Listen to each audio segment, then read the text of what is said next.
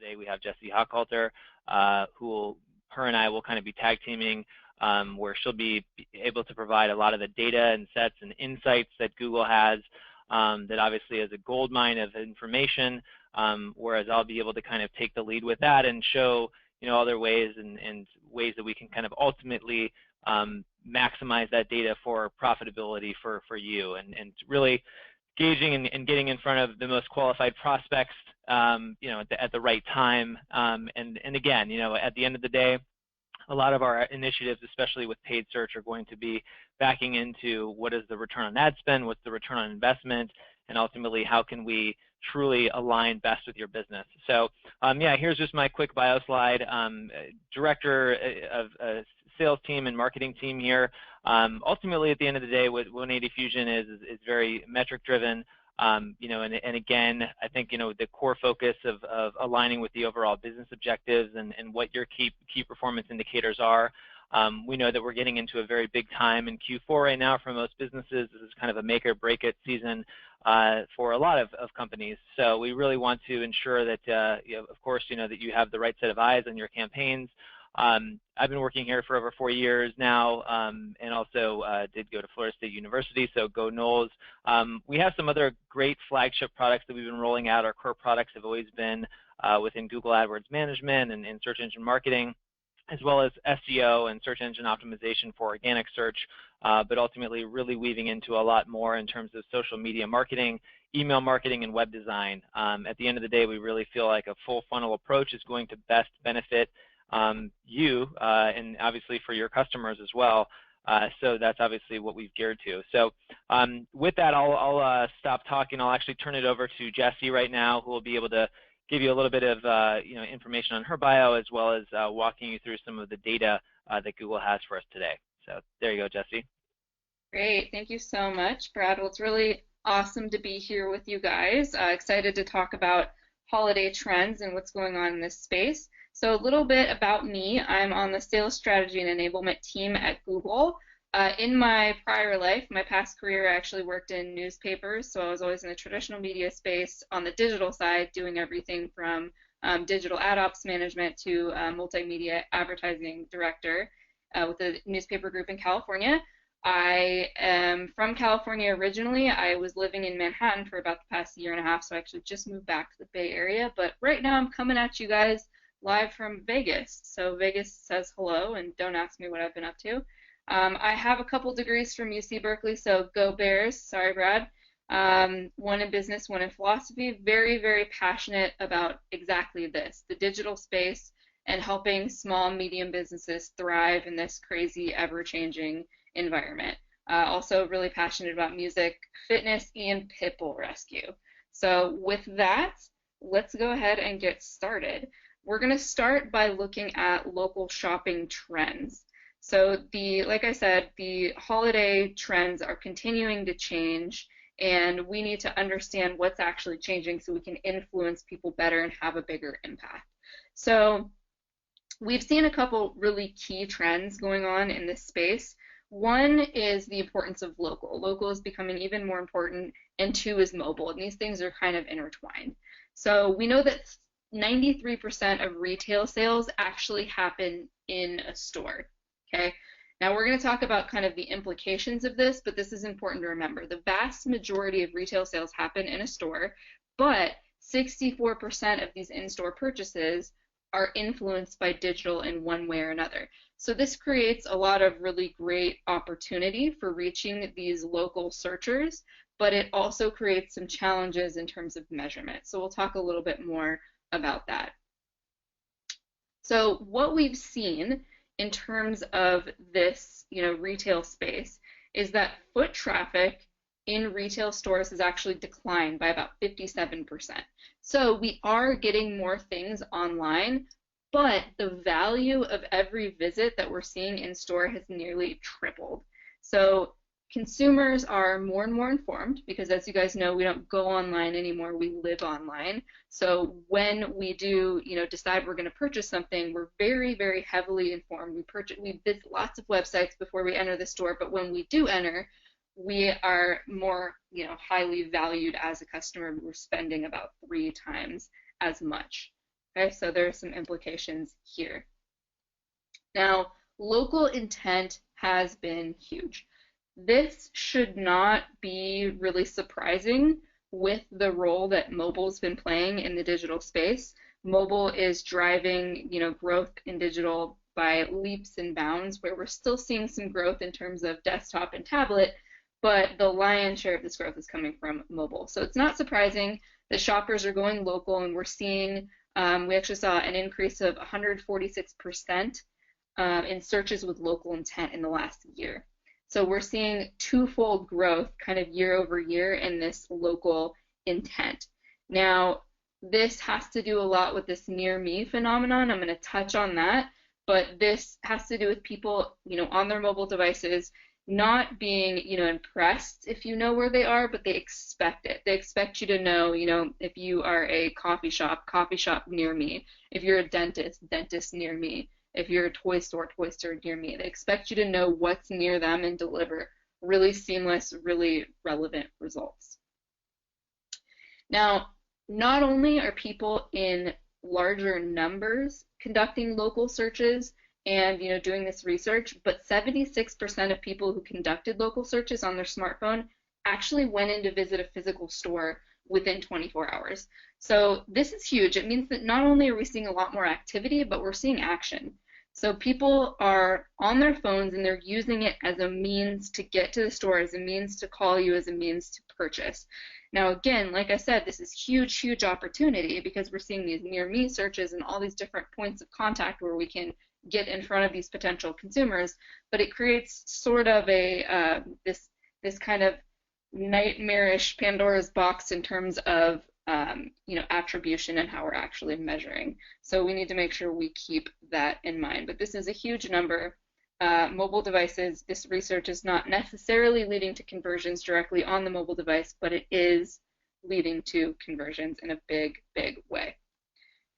Not only are people searching before they enter the store, but they're also searching in the store, and we're seeing this continue to increase. So in terms of growth in in-store mobile searches year over year, department stores, we've seen an increase in 30%, home improvement, an increase in 40%, electronic stores, 30%. So you can see kind of across the board in this retail space, we're seeing huge jumps in in-store searches.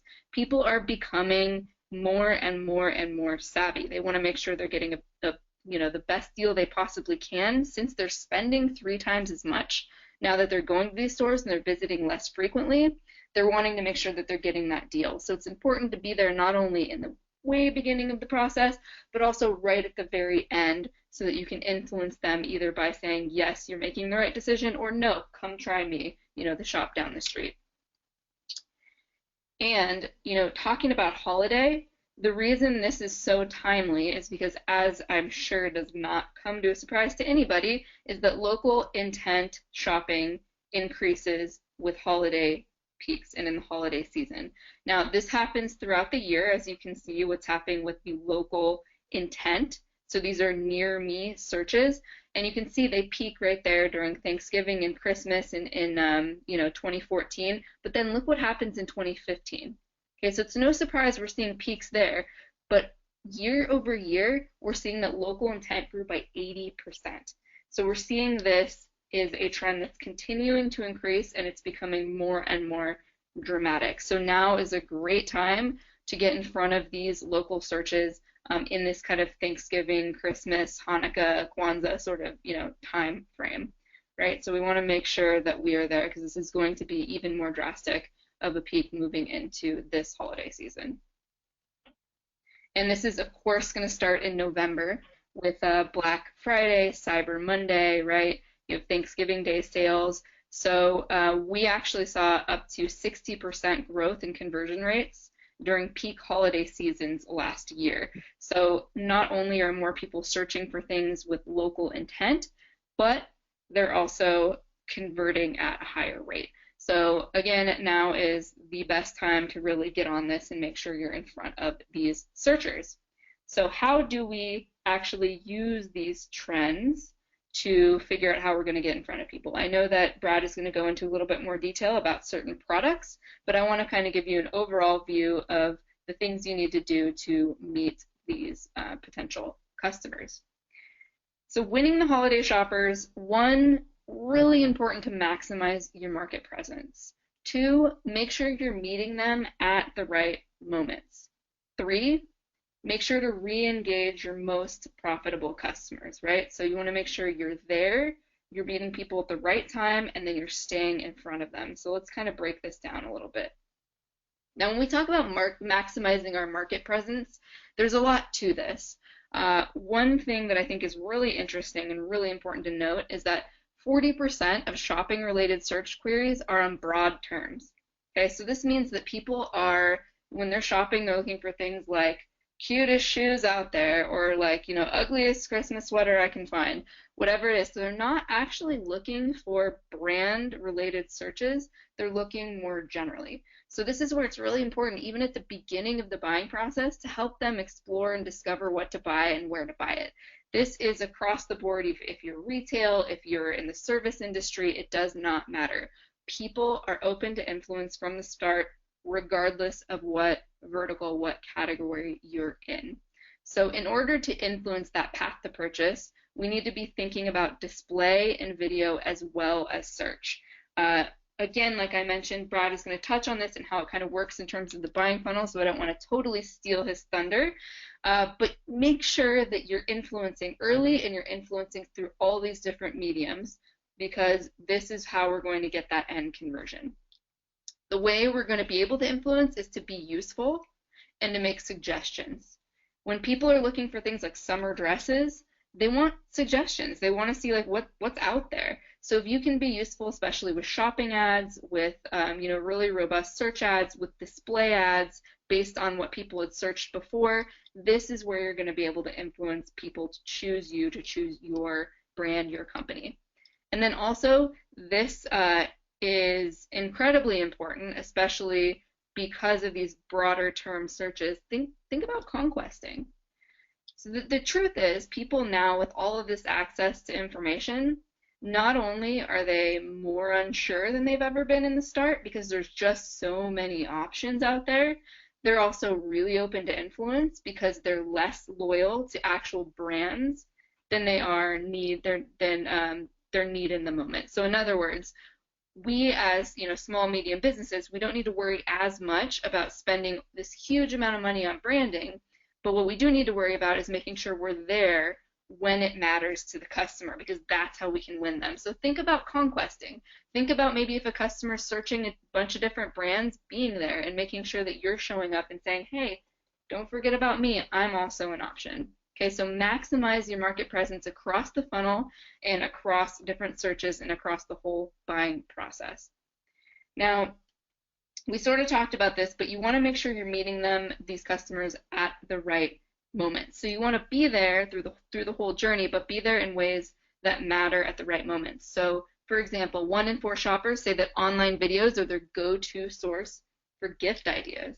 Okay, video can be extremely successful in terms of getting people to consider your brand. 1 in 4, so that's 25%, say that they're their go-to source. This is where they go when they're looking for gift ideas. So this is more and more important this time of the year.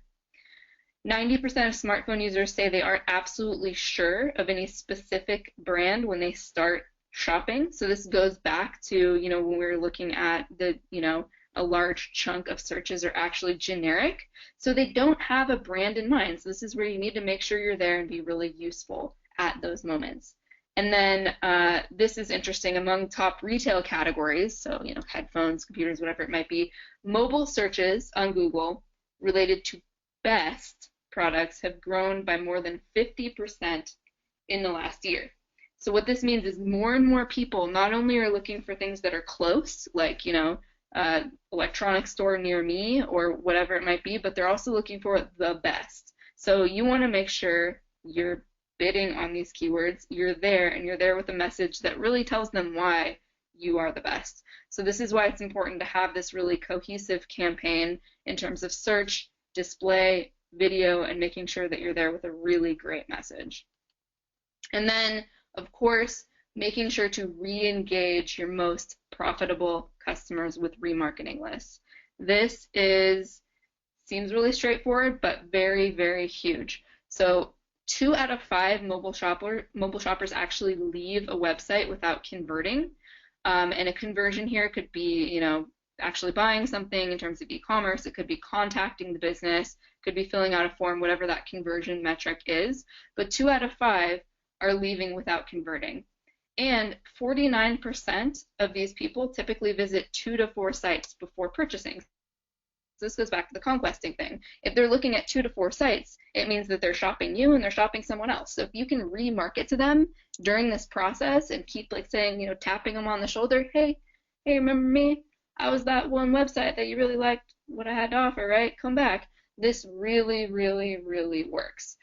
2 easy steps here. You just apply shopping remarketing lists to your campaigns or just remarketing lists in general. So it's just really easy thing to do. It's just a flip of a switch. If you have a partner, they're going to be doing this for you, and you're talking to a great partner right now in just a minute. And then also make sure you're adjusting your bids so that you can target, higher on mobile if you're seeing better conversions, or higher for these people that you are, remarketing to because they're more valuable. So remarketing, but then also saying, hey, yeah, I'm willing to pay more for that prospect that's a little bit hotter. But before we do these things, it is incredibly important to make sure that you have a delightful experience. So make sure that your website is, good in terms of the first experience to engage them and keep them interested until purchase. That means they're less likely to jump off and check out one of your competitors. Also help them see and understand product information, right? So whether this is a service you provide or whether this is, a suite of products that you offer, make sure it's really easy for them to understand what those products are, what those services are, so that they can decide quickly. If you do have e-commerce, build your site to assist shoppers to easily complete their purchases on the go, on mobile. Make it really quick and easy. Amazon is a master at this, enabling the one-click checkout. I've purchased many an item because it was just way too easy, and I'm like, why do I own this giant blow-up unicorn now? I don't know. It's because it was a click away. I didn't realize it was real money. So this is a great tactic. And then, of course, frictionless shopping. So make sure the shopping process is smooth from mobile to tablet to desktop. And again, this is going to be important whether or not you're e-commerce. Okay, so deliver that delightful experience. And remember that 29% of smartphone users will immediately switch to another site or app if your site, your app does not satisfy their needs. So if the information is not there, they're not finding what they're looking for, or if it's too slow. We recommend that a site loads in about a second. The average right now is over 7 seconds. So I would highly recommend you take a look at your site and see what your load time is, because this could be significantly reducing the amount of conversions that you might have. Speaking of conversions, I want to touch on this before I pass it back over to Brad. Just want to make sure that with all of this, we're really measuring for growth and we're understanding measurement. Because this is all fine and dandy. We can, throw out these really great messages to a really targeted audience at the right time, but if we're not measuring, we're not getting better. So what we have to understand is how shopping happens. Like I said, this can be really overwhelming because it's so different. We're looking at tons of devices, we're looking at tons of sources, we're more researched, more informed than ever before, so this can be a nightmare for us as SMBs. So make sure you understand that 6 in 10 internet users actually start shopping on one device but continue or finish on another. 82% of smartphone users say that they actually consult their phones on purchases they're about to make in the store. So they're switching devices, they're looking till that very last second. And this is really important. This last kind of metric here is, on average, the number of incremental stores visits driven by mobile search exceeds the number of online purchase conversions. Okay, that's kind of a convoluted sentence there, but all this is saying is that on average, store transactions, so when you're buying in the store, this being driven by mobile is going to be higher than if an online purchase is driven by mobile. So mobile is important regardless, but that actual conversion on the in terms of online is going to be a lot fewer and far between than the in-store. So when we're measuring, we tend to undervalue, especially mobile and some of these higher funnel, like display and video, some of these higher funnel options, because we're measuring just in terms of, A leads to B, but really there's a lot more going on there. So you can take advantage of this. Google's a great way to do this. Our partners are a great way to do this. Google's the largest omni-channel measurement provider in the world. So basically meaning we can measure across devices, across display, video, search, and we're actually, in the online to offline space as well. So this is something that you can look at in Google Analytics 360. This, you might not be quite here yet, but this is where we are leading, is reporting on how online ads actually lead to store visits. And this is going to help you understand the full value of your ads. So not just if people are converting online, but also if they're clicking on the ad, then they're visiting the store. We can see, did this customer who visited your store actually see your ads? So this is stuff like beacon technology, GPS. This gets a little bit more in depth. So we're going to kind of set this topic aside. But if you want to learn more about this, you can always look up, store visits with Google and attribution modeling and all that good stuff. So with that, again, just know that understanding attribution and at least taking the first step of saying, okay, my reporting is not perfect. I need to look at indicators as well as, what is happening, how is online influencing offline, how is video affecting my branded search terms. So if someone sees a video, I don't want to look at just, how many purchases came from this video, because that's not really where it lies in the buying funnel or in the buying process. We want to look at other metrics like, did they visit the store? Did they come to the website later via a branded search? And these are things that we're getting better and better and better at measuring. Speaking of measuring, I'm going to throw it on over to Brad, who's going to talk to you more about this.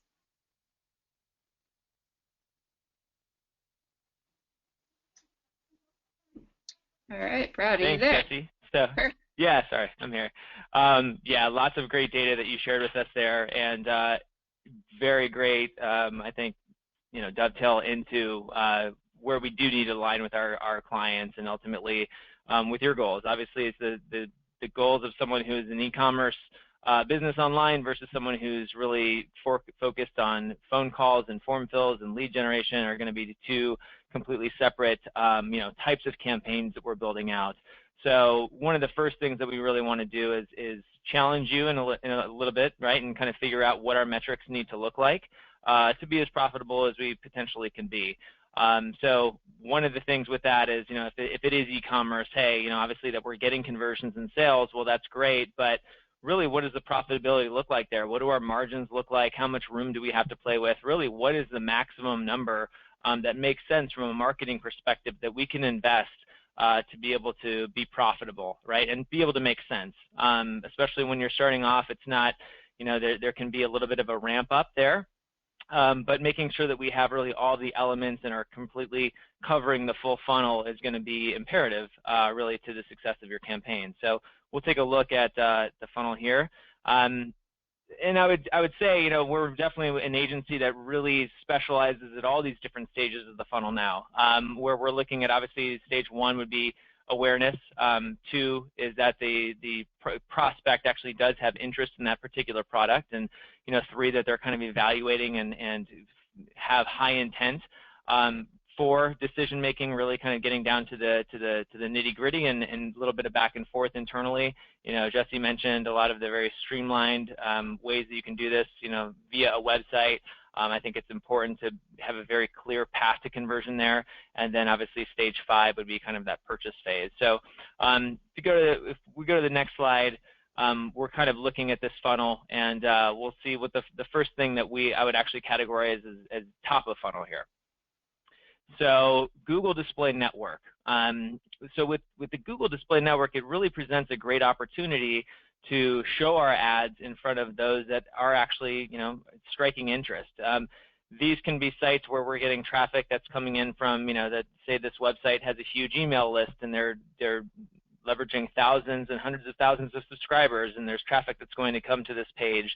This could be a page that's obviously just ranking organically for, must-have accessories for the iPhone 7. Well, wouldn't it make a lot more sense, instead of having a ad for a 2016 Volkswagen Jetta, to be able to have an ad for maybe some of the new headphones that actually pair really well, or a new docking station that pairs well, and being able to get that click right over to your site of someone that's actually shown interest, and ultimately being able to turn that into a real sale.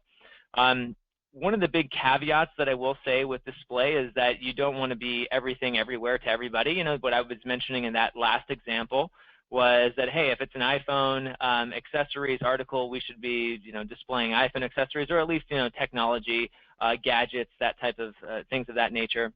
What we do really well here at 180fusion is we do create some narrow targets. So we actually do some layering. So actually that these websites actually do have some of the keywords and contextual keywords, that they're topically relevant, and even in a lot of cases, that they have both interest, and we're actually remarketing to those that have visited our website. So the idea here is that just not to splash your online ads everywhere across the internet on sites that are potentially not relevant, and obviously could be A, probably not getting all the impression share that you want, and then B, the worse that your metrics look for your display campaign, the worse that your click costs are. So it's another really good advantage that we leverage for our customers to make sure that we're getting more of the right messaging and the right ads to the right people at the right time, that's having higher success and more profitability. Next stage in the funnel that we'll look at would be informational search. And I think a really good example of this would be some of the new formats that Google is actually offering. So Google has said initially that they were sunsetting the regular ad format in October, and that's kind of pushed to later in this year. But as you can see from this example, what an actual ad is going to be going from, where you can see this ad for guitars, for Guitar Center. Very basic ad. We actually have so much more room now. There's more room, and there's actually 2 lines for the heading, so you can get more keywords in there. We can really get across more that we want to get across to our potential prospects and customers. The idea there is that we can actually target them at different phases of the funnel. B is that actually we can really resonate and kind of get more of our messaging across, and actually have better results within our own internal Google AdWords platform. And what that means for you is that you actually generate and generate cheaper click costs, and Google really favors that type of ad format and gives you premier visibility. So these are some of the benefits of extended text ads. Obviously, I would always argue, you don't necessarily need to be first to market, but beating a lot of your competitors to the punch. You don't necessarily want to pull all your ads down at one time and then put up all your extended ads. Best practices would always be to kind of start funneling in and weaving in some of these extended text ads, and doing a lot of the normal best practices like split testing of these ads, see which ads really are top performers, and be able to really run with those. I mentioned, following your prospects successfully down the sales funnel, better metrics in AdWords, a metric called the quality score, and ultimately is going to be more in profitability for you. For transactional purchases, so with transactional purchases, let's see, we're getting more into more of the branding and I'm sorry, more the things like Google Shopping, where I would argue this is really one of the highest intent, and I know this doesn't speak to everyone that's probably on the webinar right now, but looking at this more in the lines of e-commerce, hey, these ads are great. Any type of opportunity where you have to kind of get away from just the standard text and normalized text really draws more eyeballs, more visibility, very strong in terms of click-through rates.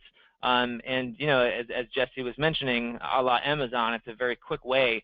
If you're clicking on one of these ads, it's driving you directly right to that page, and we're able to put that particular item directly right into a shopping cart and make the purchase process finalized. So it's a very strong piece. We talk about very solid lead quality. People are actually seeing this exactly what the item is. They're actually seeing the price as well on the outside prior to actually kind of having this ambiguous text ad that they have to click on and then say, oh, this is way too expensive, I shouldn't be here, and they click right off after they've wasted $4 or $5 or whatever that click costs. So very strong exposure.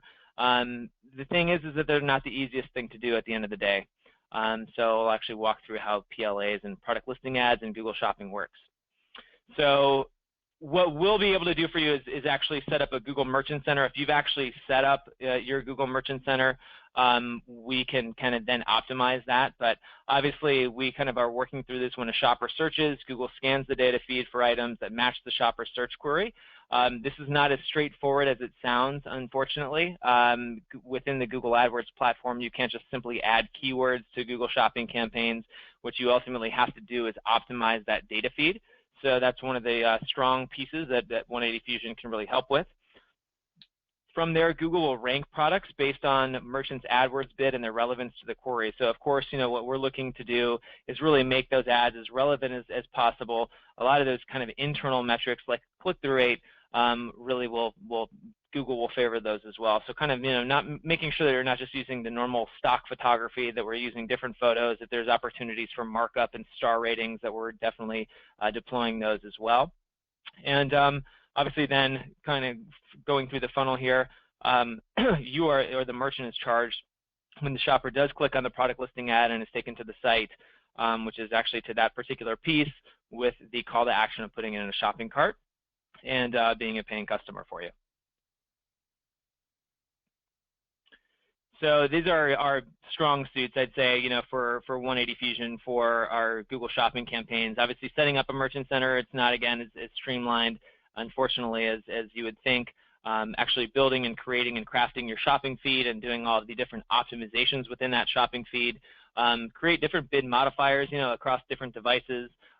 We have a lot of data, as we're not vertical specific, across kind of the industry in terms of which devices, what times of day, if we're setting up some types of day parting with ad schedules, and then ultimately being able to optimize all of that data for conversions, and even being able to do some work on the website as well to be able to make sure that we have a very clear path to conversion there also. So branded searches is interesting because a lot of companies think that they don't need to bid on their own brand name, but I would definitely argue that fact. If you can see in the next slide, I actually have one of our client examples here, National Business Capital. Now this is actually a company that specializes in B2B loans and financing, so it's not holiday specific. I wanted to kind of be a little bit across the board and provide data to everybody that's potentially on the webinar here. But the idea here is, of course, there's a lot of companies that are bidding on this particular brand's name. So as you can imagine, no matter what you're doing, and I don't care how small of a company that you are, one of the big values here is that we're really guiding them directly to a landing page that's going to convert for them as well. So it's not just kind of going to their ambiguous homepage of their website, but we're actually driving them to a page that's going to convert at a much higher clip, which is going to be more profitable for a lead generation company. But you can see the different site links, different elements that we're able to add in here as well, which ultimately at the end of the day we're getting someone closer to what they want and answering a question more kind of on the front side and providing a better user experience. So being rewarded by Google, and then ultimately really by our prospects, by having a higher conversion percentage, more leads, and more profitability for your business.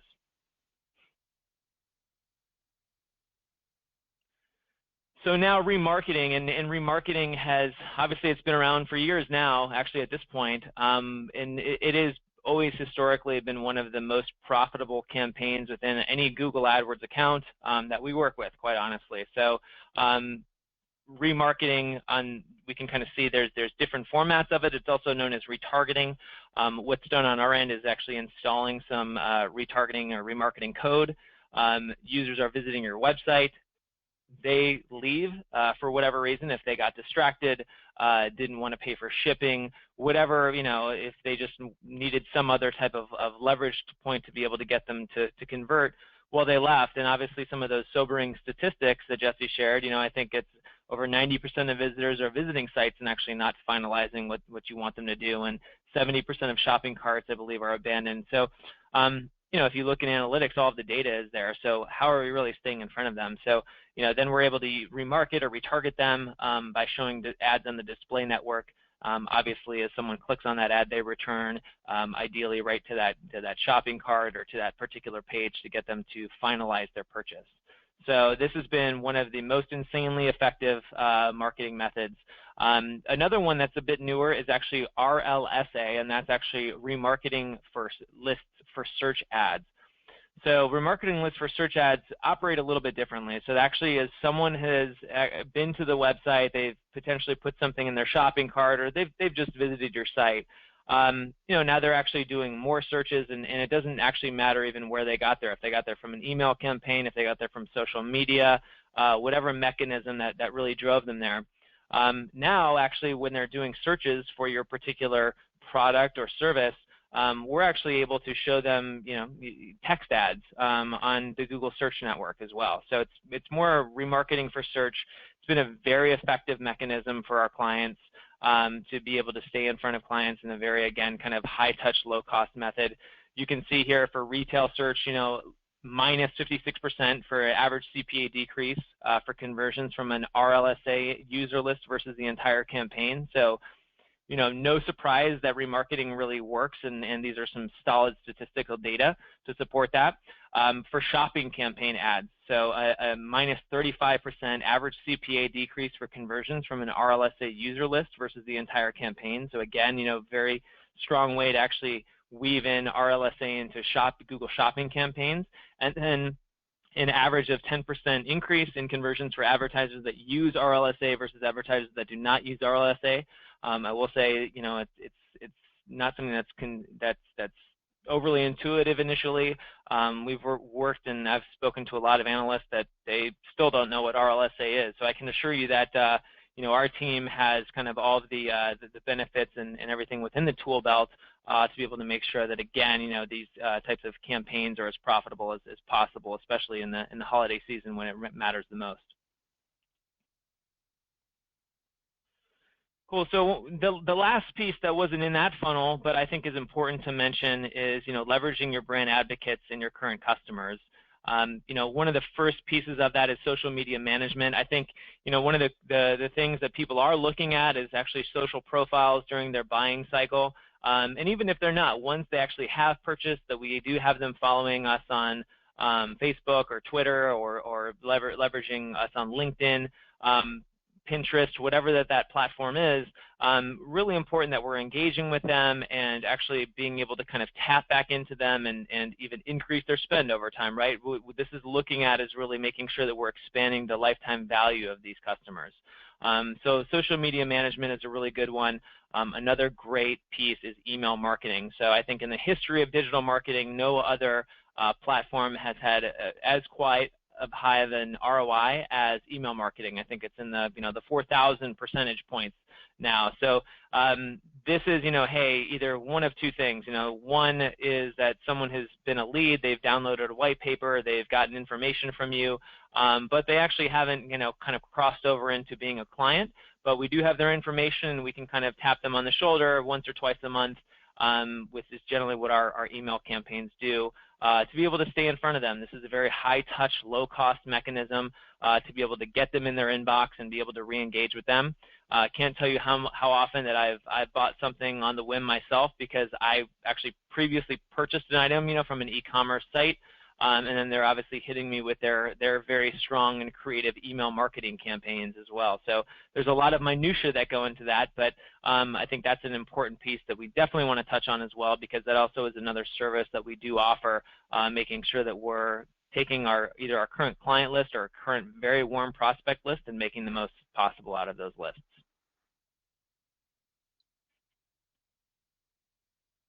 So yeah, we do have kind of our jump in slide. That was the actual meat of the webinar. We definitely thank you guys all for joining us. If you do have any questions, feel free to go ahead and you can just email them. We do have webinar@180fusion.com, and there's our company phone number as well if you wanted to call in and speak to any of our representatives. But hopefully you got a lot of great insight and intel. Thank you to Google and Jesse Hochhalter for joining us on the call, providing a lot of great insights, and obviously how we can use them and leverage them in Q4 and Q1 of next year. Thank you so much, Brad, and thank you for everybody on the call. It's my pleasure to be here.